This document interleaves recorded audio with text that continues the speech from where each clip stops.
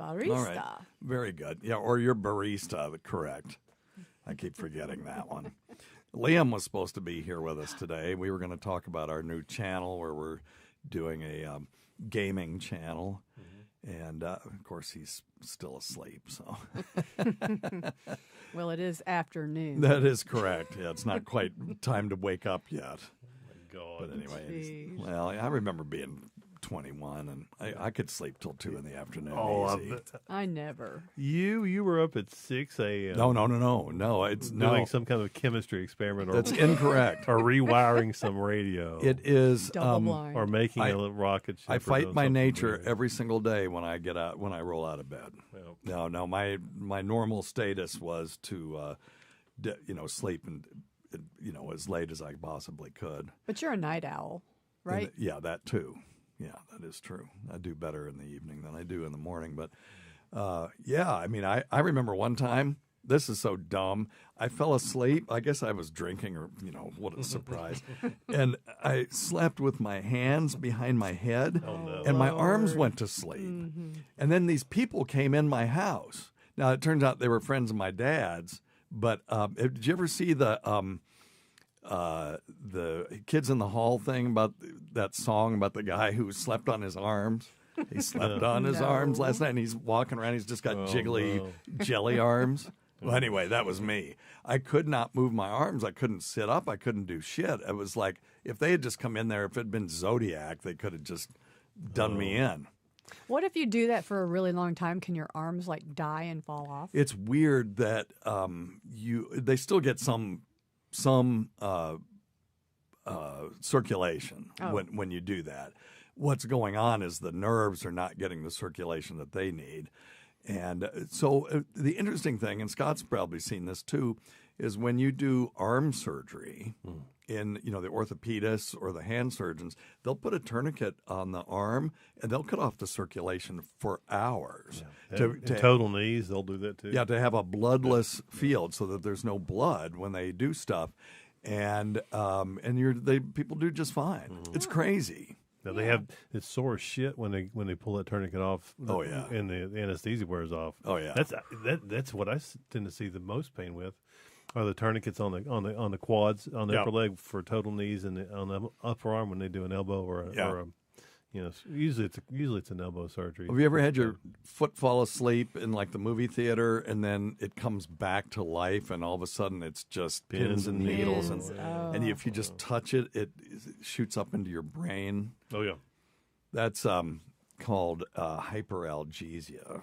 Wait a second. Wait a minute. Hyperalgesia. There's allodynia and hyperalgesia. Okay, let me see. Hyperalgesia will get a lot of times if people have taken a lot of narcotics. It changes their pain threshold. Well, right. But it's a hallmark of sensitivity, acute of neuropathic nerve damage and neuropathic pain. Gotcha. And one of them is exaggerated pain response, and then the other one is a pain response to an otherwise non-noxious stimulus. And so that would be allodynia. So I misspoke. So allodynia is because when your foot falls asleep, you just touch it. Normally that wouldn't cause pain, but in that situation it does, and it shoots these pain sensations up into your brain, and until the brain kind of tamps them down. And that's called allodynia. Then hyperalgesia is when you have an exaggerated response to pain. Yeah. So now there is a thing called opioid-induced hyperalgesia. Yes. That's what you're thinking about. Yeah. And so some people, let's say they're taking Percocet for a bum knee, and then they bump up the dose, and all of a sudden they start hurting all over. Right. And you increase the dose, and it gets worse. That's actually where the opioid is inducing pain. And it's crazy because even just the slightest touch on some of those people, I mean, they'll like scream like, "Oh God, why are you hitting me or touching me so hard?" And it's just a bizarre thing. So and then having that that's always good for your staff to hear outside the door. Well, and then the Dr. Scott, why are you touching me hitting me like that? And then the crappy part of the discussion is trying to explain to them why they're going to have to come off of the opiates because, but that's what they give me for pain. Right. Yeah, it's what's making you worse. Yeah. It's a tough discussion. Yeah, it is not easy. But anyway, well, there you go. Until we get the big bucks. I've already forgot what we were talking about. You fell asleep with your arm. Right. Oh yeah, all I could imagine was Dr. Steve pulling a Big Lebowski when those guys came in saying, "Hey, dude, this is a private residence, man."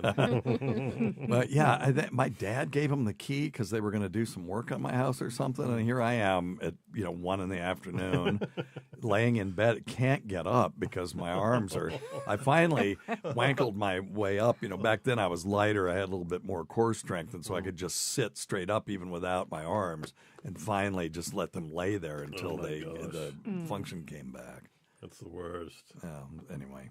But yeah, it's a good question, lady diagnosis, and it is amazing how long they can just deprive the limb of blood supply, and when they're done, they just take the tourniquet off and see if there are any little bleeders that they missed, get rid of those, and then the patient goes back to normal again. So it's crazy.